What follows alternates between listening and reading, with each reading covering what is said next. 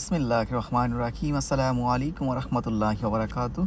কেমন আছেন সবাই? আশা করি সবাই ভালো আছেন। আমি আপনাদের দোয়া আল্লাহর রহমতে ভালো আছি। আজকে এই ভিডিওটা বানানোর উদ্দেশ্য, আপনারা সবাই জানেন যে বাংলাদেশ বন্যা কবলিত এখন, বিশেষ করে কয়েকটা এলাকা যেমন কুমিল্লা, ফেনী, নোয়াখালী, সিলেট, মৌলভীবাজার, ওই অঞ্চলগুলোতে সবচেয়ে বেশি ও অঞ্চলগুলো ক্ষতিগ্রস্ত। দেখুন ভারত কীভাবে রাতের আধারে গভীর রাত্রে এই বাঁধ খুলে দিছে। বাঁধ খুলে দেওয়ার কারণেই কিন্তু সব পানি, ভারতের সব পানি আমাদের এই বাংলাদেশে এসে বন্যা কবলিত হয়ে গেছে বাংলাদেশ। তো আসুন এই দুর্দিনে বাংলাদেশের পাশে দাঁড়াই। আমরা যে যার অবস্থান থেকে সাধ্যমতো হেল্প করি, সহযোগিতা করি।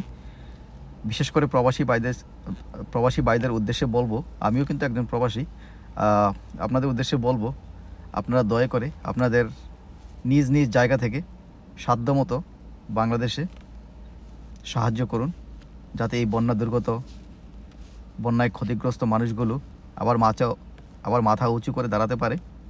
এই যে দেখুন, সব জায়গায় পানির অবস্থা কিন্তু খুবই খারাপ এখন।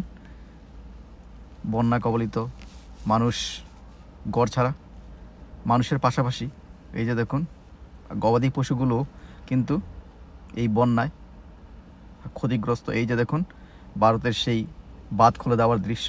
এই যে এখানে ওরা এই বাঁধ খুলে দেওয়ার কারণেই বাংলাদেশে এত বন্যা। তো সবাই বাংলাদেশের পাশে দাঁড়ান। ভারত কিন্তু এটা সবসময়ই করে থাকে।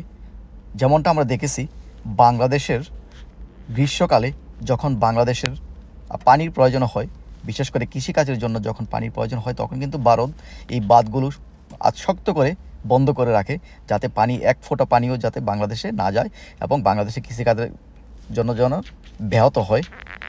এবং যখন আমাদের পানির প্রয়োজন নেই, বিশেষ করে বর্ষা মৌসুমে, তখনই কিন্তু এই ভারত ওদের পানিগুলো ছেড়ে দেয়, যাতে বাংলাদেশের ক্ষতি হয়, বন্যায় বাংলাদেশ কবলিত হয়। সো আসুন আমরা দলমত নির্বিশেষে এই বন্যায় দুর্দিনে বাংলাদেশের পাশে দাঁড়াই।